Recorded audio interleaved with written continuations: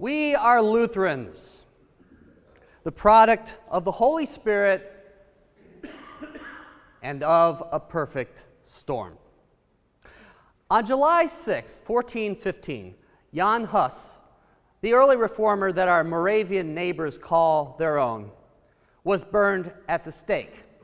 That's burned dead, gang, for among other things, rejecting indulgences and the authority of the Pope.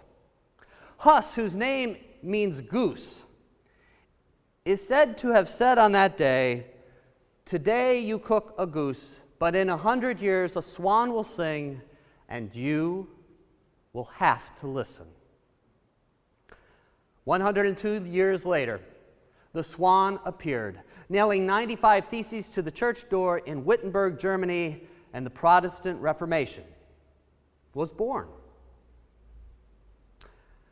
For the last few years, we Lutherans, we've been doing a lot of cheering. People have overrun the historical site of Wittenberg. Luther's personal toilet was indeed found in the work to prepare his home for the anniversary. Perhaps his lifelong battle with constipation was part of the reason it was originally walled in. New choral works on A Mighty Fortress were produced. Our church publishing house adopted the name 1517 Media. I'll bet that had the kids scrambling for their smartphones, huh?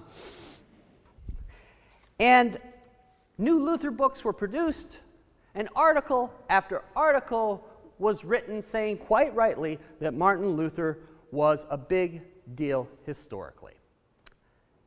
In short, our denomination has banged the ancient drum, cheered the cheers, and taken every opportunity to celebrate. And even as I am one who can tell these stories because this Luther is a hero of mine, I can't help but wonder, is this what we should be doing? Is this the best way to celebrate? At the time of Luther, the church had been split into two bodies for about 500 years, the Orthodox in the east and the Romans in the west. Luther came along and translated the scriptures so that everyone could read them in their own tongue, and boom! Now we have dozens and dozens and dozens, and some would say thousands of denominations. Is that really a good thing? What's more, we've hit a time when more and more people view the word Christian negatively. If you look at current research, more and more people view Christians as judgmental, homophobic, overly political, intolerant of Muslims, and so on and so on. 1 in 4 responders to a recent survey said that they couldn't think of a single positive thing Christians had recently done. Being Christian, for many, translates into being mean, to the point that the term Christ follower is getting some real traction among those who follow Jesus, but who want to be seen differently than stereotypical Christians. Our denominational publishing house, 1517 Media, they don't publish original music used to lead band-led worship. In fact, their guidelines for music publishing really haven't changed since their inception. You might not like band-led worship, but you can see why this might be a problem. Local ELCA congregations aren't usually like us. Most have experienced a 35 to 50% drop in church attendance in the last 10 years. A couple of years back, and some of you have heard this story, the Synod did a video on our congregation. And I went to Synod Assembly where it was being shown, and I was surrounded by people who didn't know me, and these people were gasping and gasping and saying, "Look, look, children, they have children." Remember that the next time a kid makes a noise in worship and you wish it would go away? It can happen. So it leaves me wondering, is all this celebrating good? Because it feels like we're doing a whole lot of looking back and cheering and only kind of paying lip service to the future. Unless you think I ask this question because I don't love my church, I assure you, I ask it precisely because I do. And yes, there are things to be celebrated. our stance on social issues, our solidarity with the poor, our work in any place on this globe where disaster strikes. Those are wonderful things to be celebrated. I guess I just think we need to see Luther as a little less of a reformer who fixed a broken system and got it all right for us, and see him for what he really was, a revolutionary. We celebrate the nailing of Luther's 95 Theses on a church door in Wittenberg, Germany today.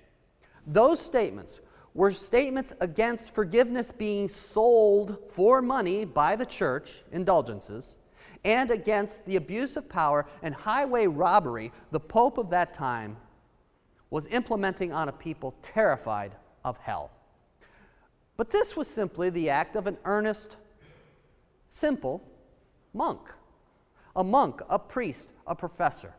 And it was written in Latin, the language of the learned, and it was an invitation to academic debate. It wasn't an act of revolution, not yet.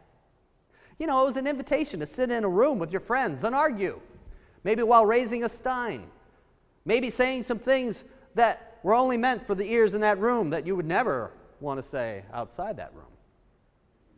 But the smartphone of the time, that Gutenberg printing press, had just been invented. And those printer guys, they were always looking for something to print. And they translated those 95 Theses into German, and they sent them out. And then they translated them into more languages, and they sent them out. And they did this again and again. And within 6 weeks, this poor monk, his name was a household word throughout Europe, to the point that the Pope himself was exclaiming as a copy was read to him, "What drunken German wrote that?" And not long after, that monk was standing before the Holy Roman Emperor, being told to recant, to take it all back, to stop saying that you only needed faith in Jesus to be saved, to say instead and out loud that you could not be saved apart from the church. And that monk, priest, professor, that Luther, said no, fully expecting that he would be following the fate of his hero, Jan Hus. That was not the action of a reformer.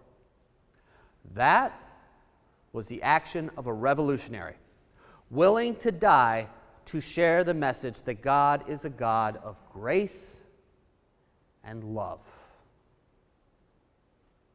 But of course he didn't. Part of the perfect storm again.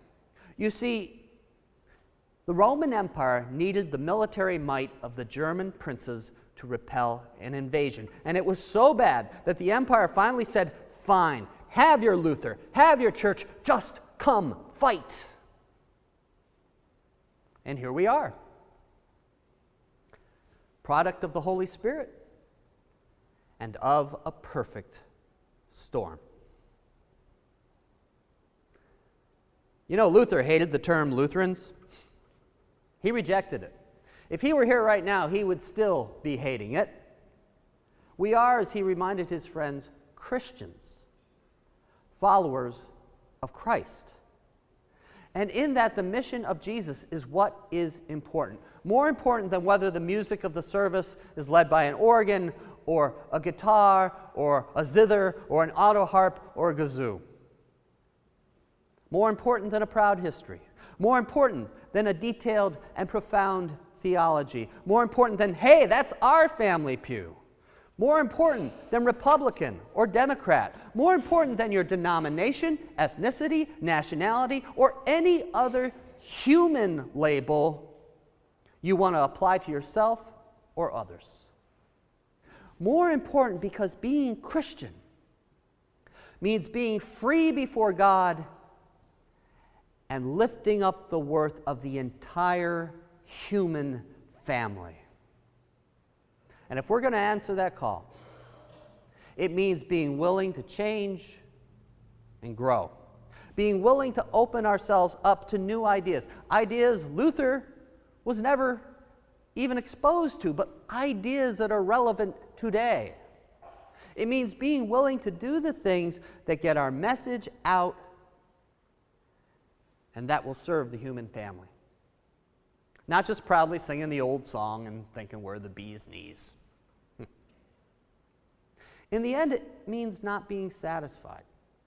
It means continuing to look for ways to spread the true message of Jesus. And in a land where Christian is equated with being mean, well, we haven't quite done our job, have we? There's still work to do. We need to change, we need to grow. That's the call of a revolutionary, and that's the only call, in my opinion, worth following. Something was pointed out to me the other day, a product of my father-in-law's Wednesday morning Bible study. As I mentioned, Luther was known as the Swan predicted by Huss. And here, in our woodwork, swans. I've been here forever. I never noticed them. Swans, echoing Luther's call to live out the gospel. Every day, every week, we have that opportunity, an opportunity to serve others as Luther proclaimed, as though they are Christ, as though we are Christ. We have an opportunity to welcome others into our midst and seek to understand them. We have an opportunity to stand with the oppressed, be it the oppression some face at school or at work or in the workplace, or the oppressed who simply are oppressed because society and the world put them down. We have the opportunity to show that a gospel call does not close us to others, but rather opens us up, as it did those early Christians who said, "This is too good not to share." We have the opportunity to be Lutheran Christians, not just a bunch of folks with a catchy fight song. We have the opportunity to show we're not an old flock of geese waiting to be made into feather beds for the next movement to rest on. We can show that the gospel we proclaim is that movement, the movement of a swan. That's worth celebrating. That's worth living. Let's heed the call and live it together. And in 500 years, there will still be a legacy worth following.